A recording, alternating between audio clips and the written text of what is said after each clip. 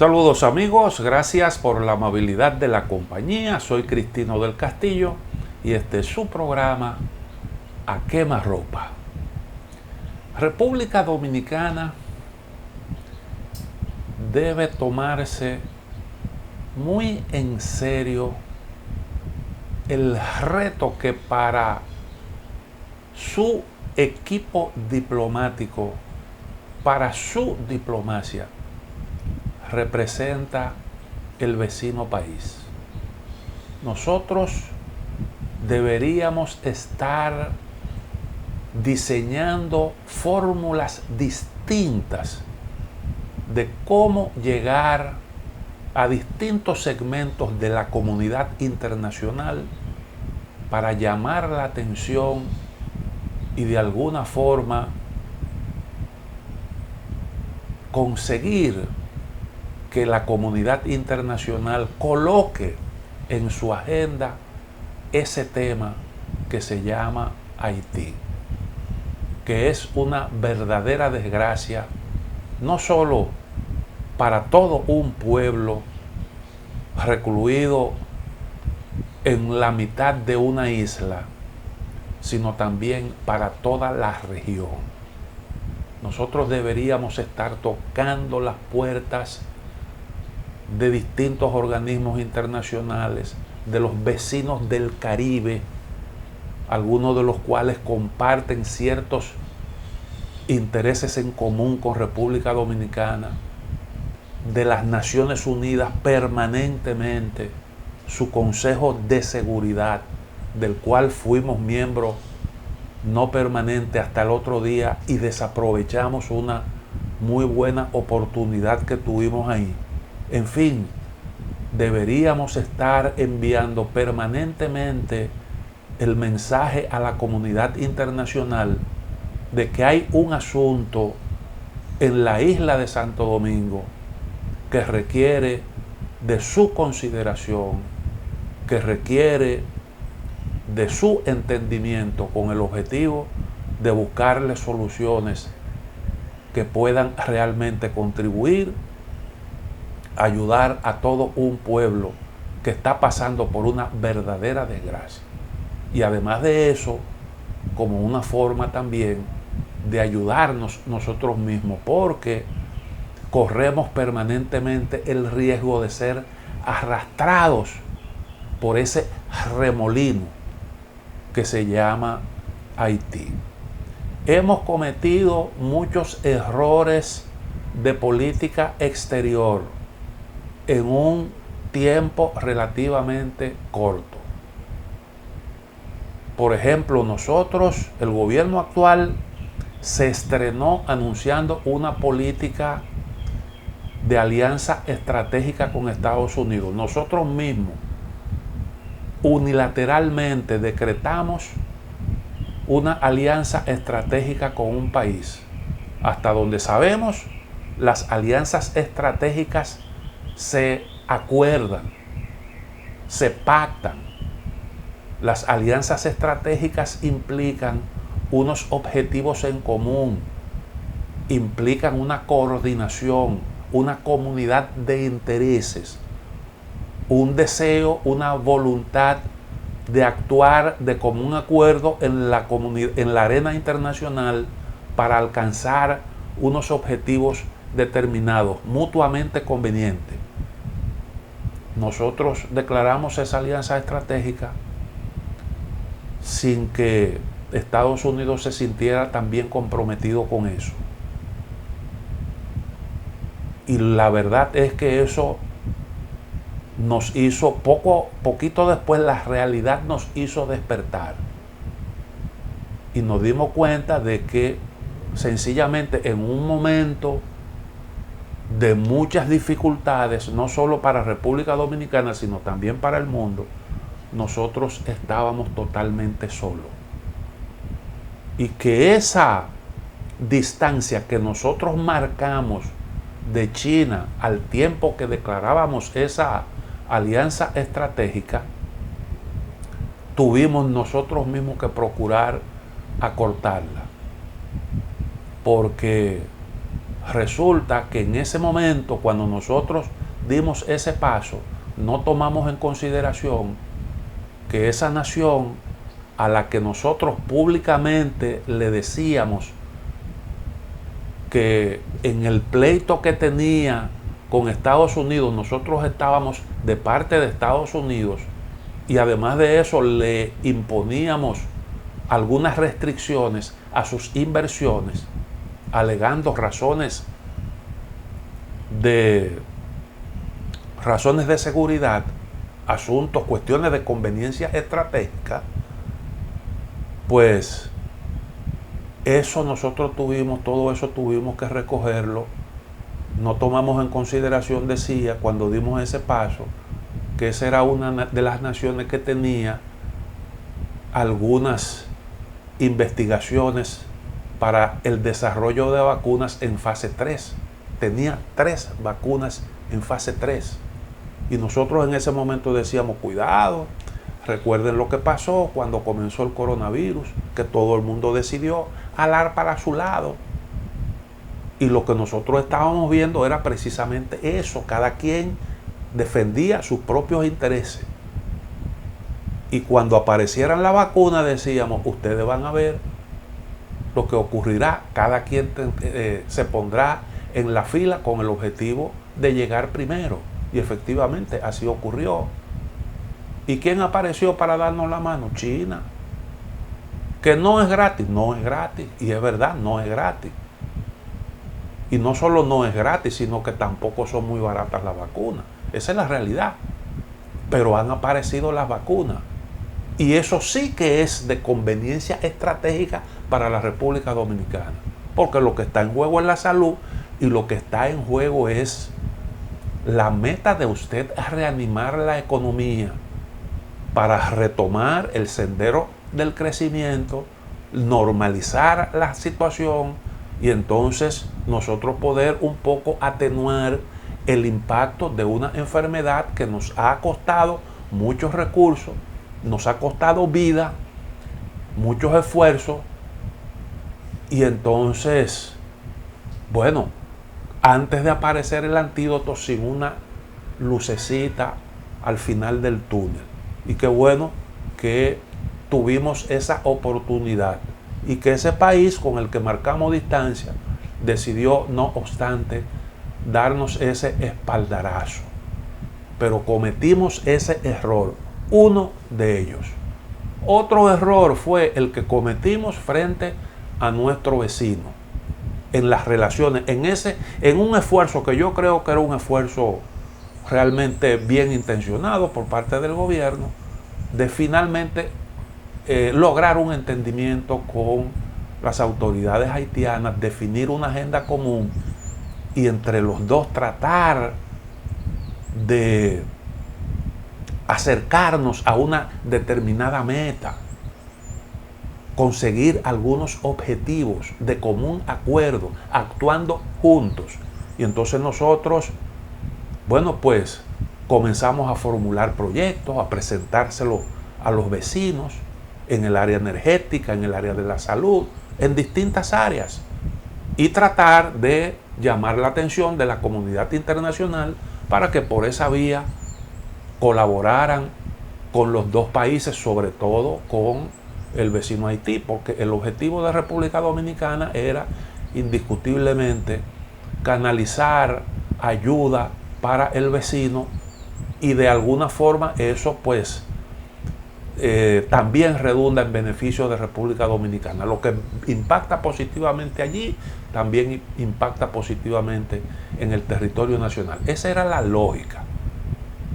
Nosotros en esos esfuerzos tratamos de llamar la atención de la comunidad internacional. Hubo reuniones con representantes del cuerpo diplomático en República Dominicana. No sabemos realmente los detalles que se ha logrado como consecuencia de esas diligencias. Hasta ahora mismo no se ha informado de nada positivo. Y en esos esfuerzos entonces recibimos en una oportunidad al canciller de la vecina nación, que estuvo aquí unos días en visita oficial, lo vimos incluso reunirse por primera vez en muchísimo tiempo con la diáspora haitiana, y vimos un Haití con una actitud constructiva, dispuesto a colaborar con la República Dominicana. Nos montaron todo un show en el marco de unos esfuerzos sinceros que nosotros estábamos haciendo para canalizar ayuda hacia Haití. El ministro de Exteriores haitiano tuvo incluso la osadía de corregir a República Dominicana y decirle que nosotros teníamos que superar ese discurso,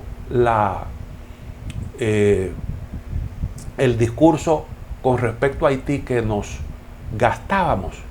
Él se quejaba de que había un enfoque que no era un enfoque correcto, no era un enfoque realista. A ellos no les gustaba, a pesar de los esfuerzos que nosotros estábamos haciendo para beneficio de ellos mismos.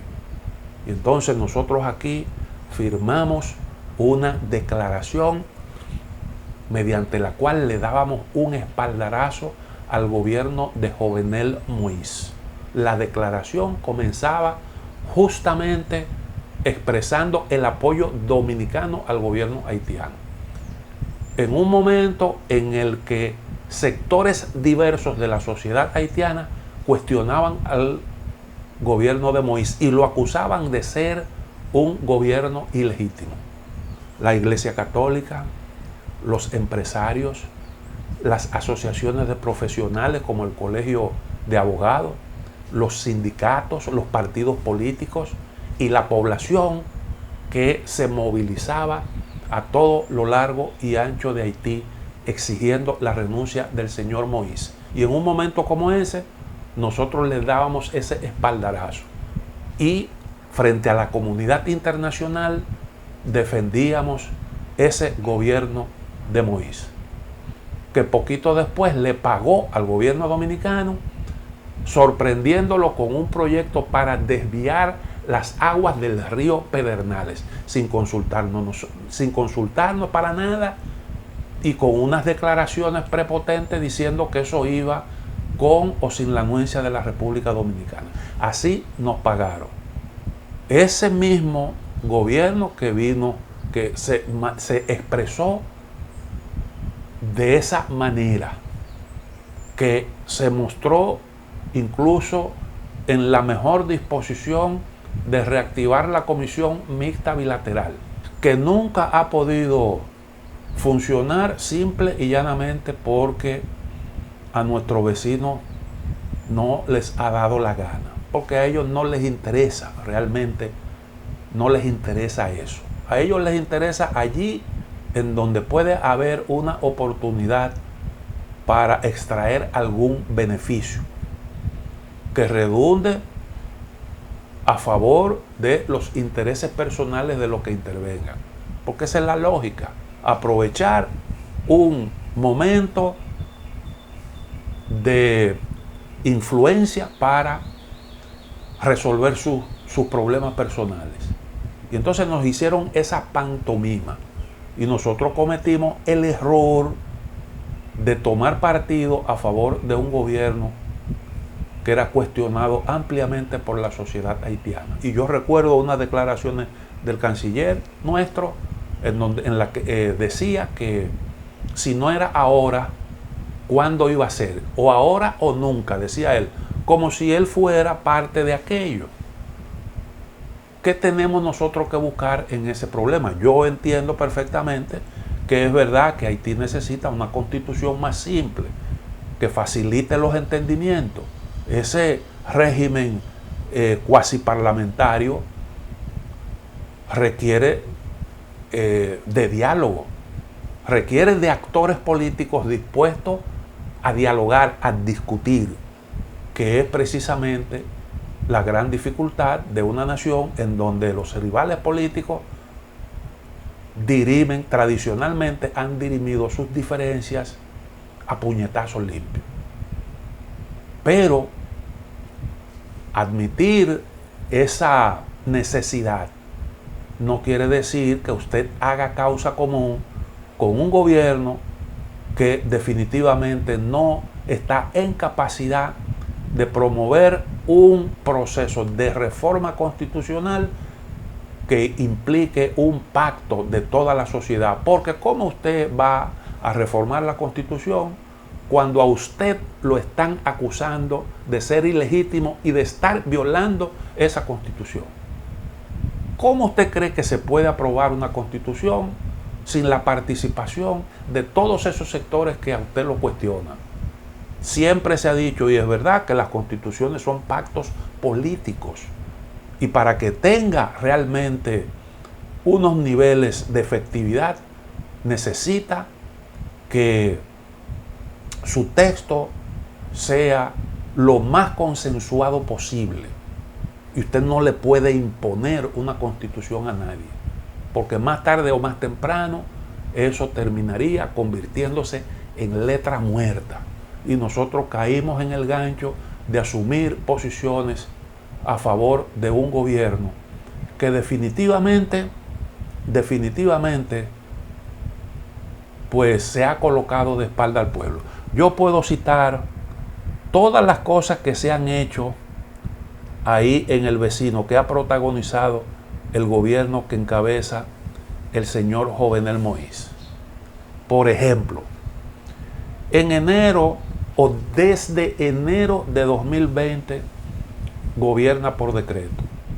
En esa fecha se cumplió el periodo de la mayoría de los parlamentarios y el actual presidente no convocó elecciones para sustituir a esos parlamentarios, y desde entonces gobierna por decreto. Y el primer ministro no pasa por el sedazo del Parlamento, como dice la Constitución, porque sencillamente no hay órgano legislativo. Y eso indiscutiblemente que es un verdadero problema. Y ese es el gobierno que quiere entonces reformar la Constitución por referendo. En febrero de 2021 culminó el mandato del actual presidente, que alegó que su periodo vence en febrero del año próximo. Pero indiscutiblemente que hay una clarísima violación a la Constitución del país. Porque es verdad que ha gobernado menos tiempo del que prevé la Constitución, pero eso es lo que establece la propia Constitución de la República. No importa cuándo usted asuma si se ha producido esa realidad, sino en caso de no celebrarse las elecciones en la fecha que la Constitución prevé. Ese tiempo se deduce del periodo presidencial. Eso es lo que dice la Constitución del país. Por tanto, estamos hablando de un gobierno ilegítimo. Destituyó a varios miembros de la Suprema Corte de Justicia. El presidente destituyó y además de eso apresó a varios miembros de la Suprema Corte y los nombró de dedo, en franca violación a la Constitución. Lo que quiere decir que tampoco hay un organismo judicial, una Suprema Corte judicial legítima por esa situación. Creó una agencia de inteligencia que solo se reporta al presidente de la República. Una agencia de inteligencia que él maneja personalmente. Además hizo aprobar medidas para restarle poder al órgano equivalente a la Cámara de Cuentas en República Dominicana, al órgano que tiene que ver con el control del uso de los recursos, el órgano superior administrativo, que por cierto lo había acusado de corrupción en el caso de los recursos provenientes de Petrocaribe. Eso no ha podido avanzar en Haití y es precisamente por eso. Y entonces, esos son de los manejos, esas son de las cosas que han ido provocando un ambiente de efervescencia política que ha prevalecido allí durante meses, con todo lo que esto implica en un país con las características de Haití. El fardo que eso representa para su población, que se busca el sustento en el día a día. Pero hay otras cosas que son todavía mucho más graves, que deberían ser para la República Dominicana uno de los factores a tomar en consideración para marcar cierta distancia de grupos que inciden en aquella sociedad. Está demostrado, ampliamente demostrado, el vínculo del gobierno con una buena parte de las organizaciones criminales, de las pandillas organizadas en Haití, incluyendo el denominado G9, cuyo máximo jefe fue un militar, un antiguo policía haitiano acusado de cometer gravísimas violaciones a los derechos humanos, señalados incluso por entidades del gobierno de los Estados Unidos como un criminal peligroso. Ese individuo que preside esa coalición tiene vínculos con el gobierno y se sabe claramente que él tiene bajo su control una serie de territorios en donde él personalmente ha estado detrás de la campaña de sedulación que se ha estado implementando con fondos internacionales. Ahí no se mueve nada que tenga que ver con eso, que en esos territorios ese señor no controle. Y eso está debidamente documentado. Incluso fue el propio gobierno haitiano el que promovió la unificación de esas 9 pandillas en lo que se denominó el G9, porque el gobierno alegó que era una forma de tener un claro interlocutor como una manera de viabilizar un entendimiento con el gobierno. Y eso lo que ha servido es para que esos grupos coordinen acciones y pongan en zozobra a la población haitiana, como ha estado ocurriendo. Hay mucha gente que no sabe que hay en Haití un sistema de reparto de las influencias que tiene que ver, que pasa por los clanes y sus jefes, la gente de influencia en esos clanes, los que mandan ahí. A través de esos clanes es que se gobierna en ese país. Y cuando se producen dificultades para entendimiento y un reparto apropiado de las influencias, entonces esos clanes derivan en pandillas, en organizaciones armadas. Y esos enfrentamientos que ustedes ven entre pandillas son una continuidad de la lucha política, de alguna manera. Hay mucha gente que no entiende eso y por eso usted ve que en las últimas semanas se ha producido un recrudecimiento de esos enfrentamientos. Porque en la medida en que se acerca la fecha del plebiscito, en esa medida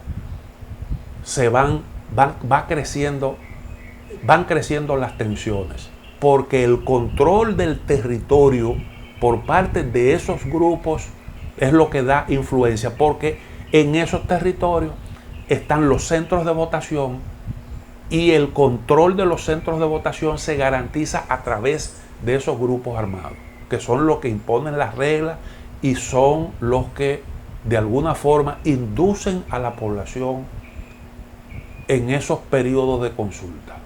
Y ese es el problema.